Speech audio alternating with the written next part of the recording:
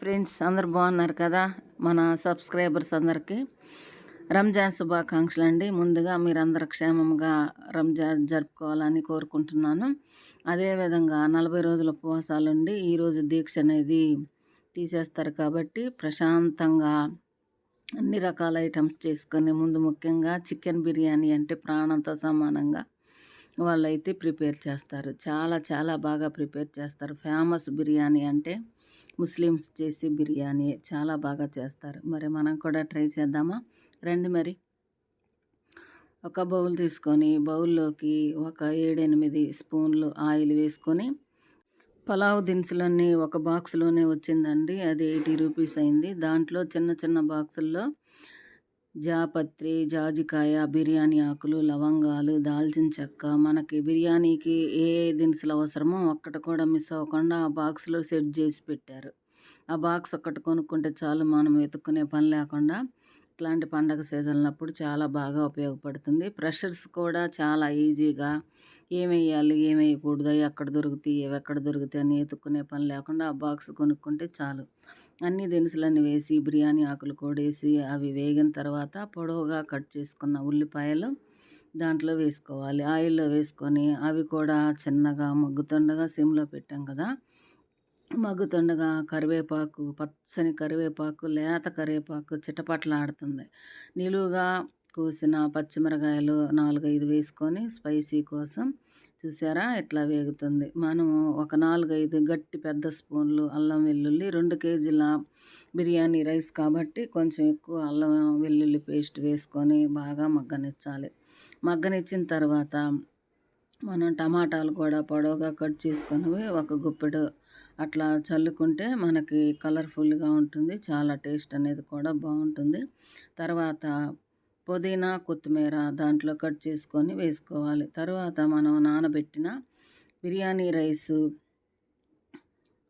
ఆ మసాలా వేగిన దాంట్లోనే వేసి ఒక్క నిమిషం ఉంచినట్లయితే రైస్కి అనేది మసాలా అనేది బాగా పట్టుకుంటుంది, టేస్ట్ కూడా రిఫ్లెక్ట్ అవుతుంది. అందుకని నానబెట్టిన రైస్ని దాంట్లో వేసి ఒక్క నిమిషం అటు ఇటు తిప్పిన తర్వాత మనకి 2 బౌల్స్ అయితే రైస్ వచ్చాయి. 2 కప్పుల ఎసురైతే దాంట్లో వేసుకోవాలి. ప్రెషర్స్ కూడా చాలా ఈజీగా సింపుల్గా చేసుకునే విధంగా మనం ఏ కప్పుతో రైస్ తీసుకుంటున్నామో ఆ కప్పుతోనే 2 వాటర్ అనేది వేసుకుంటే మనకి పర్ఫెక్ట్గా బిర్యానీ అయితే బాగా కుదురుతుందండి. ఏ రైస్ అయినా పర్లేదు. కొంచెం కొత్త రైస్ అయితే బిర్యానీ చేసుకోరు కాబట్టి, పాత బియ్యంతోనే చేసుకుంటారు కాబట్టి 1కి 2 సక్కంగా సరిపోతుంది. ఇట్లా ఎసురు బాగా తెరులుతుండగా కల్లుప్పు వేసుకోవాలి. కల్లుప్పు వేసి అటు ఇటు తిప్పిన తర్వాత ఎసురు ఒకసారి ఉప్పు చెక్ చేసుకోవాలి. ఉప్పు సరిపోయిందా లేదా చూసుకొని ఆ ఎసురు బాగా తెరులుతుండగానే మనం ధనియాల పొడి ప్రిపేర్ చేసింది ఉంటుంది కదండి, ఆ ధనియాల పొడి వేసుకొని మనకి చక్కగా కుక్ అవుతుంది. చూసారు కదా ఎట్లా తెరులుతుంది. తర్వాత దాన్ని సిమ్లో అది ఉడుకుతూ ఉండగా మనకి బిర్యానీ చక్కగా కుక్ అయిపోయి వేడిగా రంజాన్ స్పెషల్ బిర్యానీ రెడీ అయిపోయింది బాస్మతి రైస్తో. తర్వాత ఇప్పుడు మనం చికెన్ కర్రీ ఎలా ప్రిపేర్ చేయాలో చూసేద్దామా రండి. మరి అది కూడా ఇప్పుడు లివర్ ఫ్రై కూడా ప్రిపేర్ చేస్తున్నామండి. అది ఎలా చేయాలో చూపించలేదు కానీ టైం లేదని కుక్ అయ్యాక చూపిస్తున్నాము. లివర్ ఫ్రై ఎలా ప్రిపేర్ అవుతుంది. తర్వాత ఇప్పుడు మనకు బిర్యానీ రెడీ అయిపోయింది, లివర్ ఫ్రై రెడీ అయిపోయింది. ఇప్పుడు చికెన్ కర్రీ ఎలా ప్రిపేర్ చేయాలో చూసేద్దామా. 3 కేజీలు చికెన్ తీసుకొని శుభ్రంగా కడిగి పక్కన పెట్టుకోవాలి. పక్కన పెట్టుకున్న తర్వాత మనం ఇంగ్రీడియంట్స్ అన్నీ ప్రిపేర్ చేసి పెట్టుకున్నాం కదండి చికెన్ బిర్యానీకి. ఇందాక బిర్యానీ చేసినప్పుడే కొంచెం ఎగస్ట్రా వేసుకున్నాం కాబట్టి కొన్ని ఉన్నాయి. ఇప్పుడు ఆయిల్లో 2 బిర్యానీ ఆకులు, 1 లవంగా, 1 దాల్చిన చెక్క వేసుకొని కట్ చేసి పెట్టుకున్న ఉల్లిపాయలు, పచ్చిమిరకాయలు దాంట్లో వేసుకొని బాగా మగ్గనివ్వాలి. సిమ్లో మగ్గుతుండగా మనం అటు చికెన్ శుభ్రంగా కడిగి పక్కన పెట్టుకున్నాం కదా, పక్కన పెట్టుకున్న చికెన్ని అల్లం వెల్లుల్లి పేస్ట్ వేసి బాగా వేగిన తర్వాత లేత కరివేపాకు వేసి చిటపటలాడిన తర్వాత ఇట్లా మనకి సిమ్లో కుక్ అవుతుంది. మనకి గ్రేవీ కోసం 2-3 టమాటాలు వేసుకొని బాగా మగ్గనివ్వాలి. మగ్గిన తర్వాత అది మనకి గ్రేవీ లాగా తయారవుతుందండి.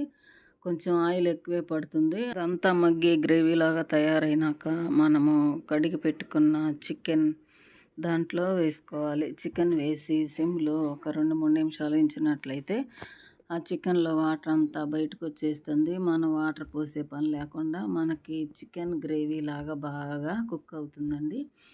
ఇప్పుడు పసుపు, పసుపు ఒక స్పూను, దానికి సరిపడా సాల్టు వేసుకొని ఒకసారి బాగా కలయపెట్టుకోవాలి. కలయపెడతా ఉంటే మనకి సాల్ట్ వేసాం కదా, వాటర్ అనేది తొందరగా బయటకు వచ్చేస్తుంది, రిలీజ్ అవుతుంది. వాటర్ వచ్చిన దాన్ని ఇంకా మనకి ఇంట్లో ఉన్న జనాభాను బట్టి కొంచెం గ్రేవీగా కావాలంటే అట్లా వేసుకోవచ్చు. చికెన్ కుక్ అయింది, సరిపడంత కారం వేసుకోవాలి. కారం వేస్తుంటే పల్నాడు గుర్తొస్తుంది కదా, గ్రేవీ కోసం కొబ్బరి కొంచెం తురుము పట్టుకొని మిక్సీ పట్టుకొని వేసుకున్నాం. దించే ముందు కొత్తిమీర కరివేపాకు ఇది వేసుకొని దించుకోవటమే. మనకి చికెన్ కర్రీ రెడీ అయిపోయింది. రెడీ అయిపోయిన దాన్ని ఇంకా 1 బై 1 అందరం కూర్చొని వడ్డిచ్చేసుకొని ముచ్చట్లు చెప్పుకుంటా తినేయటమే. పెరుగు చట్నీ రెడీ అయిపోయింది కదా. చూస్తున్నాం. మీ అందరికీ రంజాన్ శుభాకాంక్షలు అండి. వీడియో నచ్చింది అనుకుంటున్నాను. ప్లీజ్ లైక్, షేర్, సబ్స్క్రైబ్ అండి. మరిన్ని ఇంట్రెస్ట్ వీడియోల కోసం ఛానల్ని తప్పకుండా సబ్స్క్రైబ్ చేసుకోండి. Thank you for watching. చిన్న లైక్ ఇస్తారని అనుకుంటున్నానండి. థ్యాంక్ యూ సో మచ్ అండి.